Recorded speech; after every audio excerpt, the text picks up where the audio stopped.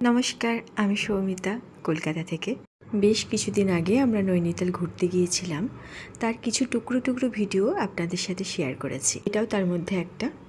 আজকেও কিছু কিছু জায়গা ঘুরে দেখব, চলুন আমাদের সাথে। এটা একটা ভিউ পয়েন্ট ভাওয়ালিতে।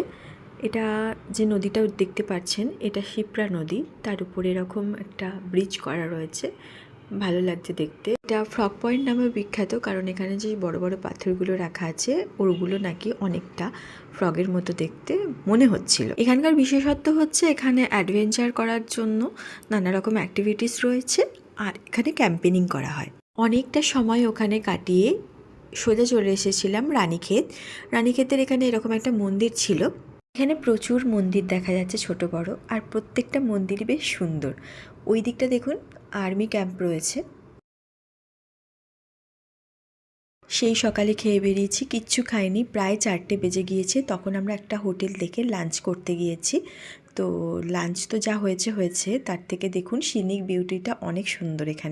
এখানে খাওয়া দাওয়া সেরে পাশে একটা মন্দির ছিল, সেই মন্দির আমরা দর্শন করতে গিয়েছিলাম। বাইরে এইখানটায় জুতো খুলে আমরা ভেতরে গিয়েছিলাম। একটা বাড়ির ভেতরে মন্দিরটা স্থাপন করা রয়েছে। মন্দিরের ভেতরে কোনো রকম ভিডিওগ্রাফি যেহেতু অ্যালাউ নেই, সেহেতু আপনাদের ভিতরটা দেখাতে পারলাম না। একটা পরিবার রয়েছে, ওনারাই দেখাশোনা করেন। বাইরেটা দেখুন, একদম চুপচাপ নিস্তব্ধ, আর কিছুক্ষণের মধ্যেই সূর্য ডুববে। এইখানটা পার্টিকুলারলি আমরা যারা ফেলুদা পড়ি, বেশ রোমাঞ্চকর গল্পগুলোর সাথে অনেকটা মিল পাবেন। আগে এই গল্ফ গার্ডেনের মধ্যে ঢুকতে দিত, কিন্তু এখন আর দেয় না ঢুকতে।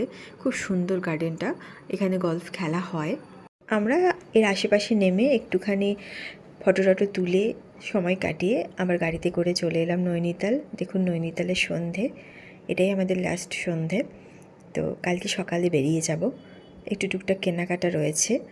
এখানে নেমে একটু কফি টফি খাবো বলে নেমেছি। আজকে আর রাতে রান্না করব না, হোটেলে কোথাও খেয়ে নেব। নৈনিতালে শুনেছি খুব ভালো ক্যান্ডেলস পাওয়া যায়। তো এরকম ঘুরতে ঘুরতে আমরা এরকম একটা দোকানে ঢুকেছি, যেখানে অনেক রকমের ক্যান্ডেলস পাওয়া যাচ্ছিল। দেখুন অনেক রকমের। এদিক ওদিক ঘুরলাম নৈনিতালে, অনেকটা সময় কাটালাম ম্যাল রোডে। তো তারপরে টুকটাক কেনাকাটা করে রাতে খেয়ে দিয়ে আমরা চলে এসেছিলাম হোটেলে।